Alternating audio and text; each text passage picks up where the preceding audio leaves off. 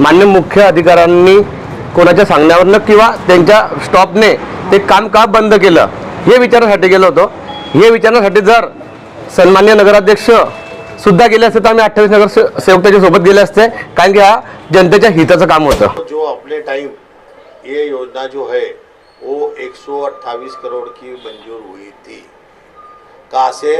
हथनूर से, और वो भी ग्रेविटी से पानी आने वाला था, वो इन्होंने कैंसिल करके ये योजना अभी 225 करोड़ की बनाया, म्हणजे कितने 97 करोड़ यहाँ पे खत्म की। अमृत योजना ही लेट का झाली याचं सर्वात मोठं कारण आहे कोरोना। कोरोनाच्या 2 वर्ष पूर्ण काम बंद राहिलं, त्यानंतर ती जी व्हॅल्यू होती कोरोना काळात जे पहिले टेंडर झालं होतं त्याची व्हॅल्यू आणि ह्या व्हॅल्यूमध्ये फार मोठा फरक पडला। जे पायपिंगचे रेट, जे सर्व बांधकाम रेट हे सर्व डबल झाले, त्यामुळे त्या टायमाला 60% काम झालं।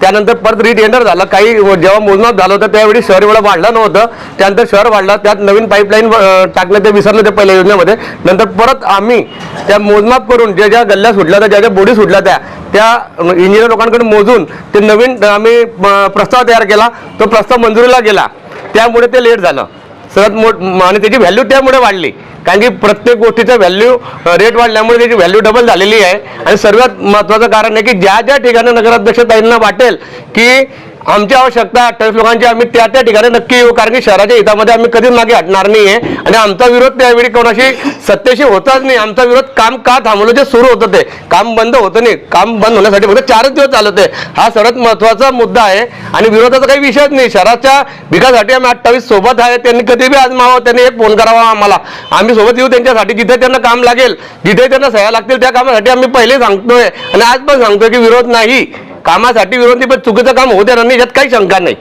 एकदम क्लिअर आहे।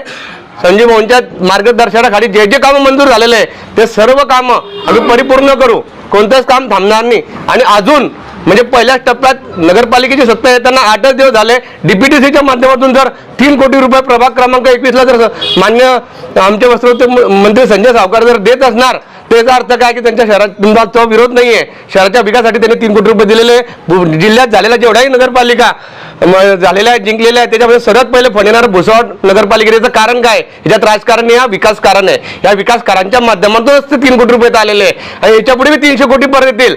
विकासासाठी संजय भाऊ सावकार कधी मागे हटणार नाही, विकासासाठी आम्ही सोबत आहे, परंतु चुकीच्या कामाला आम्ही सोबत राहणार नाही आणि कुठे सह्या करणार नाही, एवढंच आमचं या पत्रक।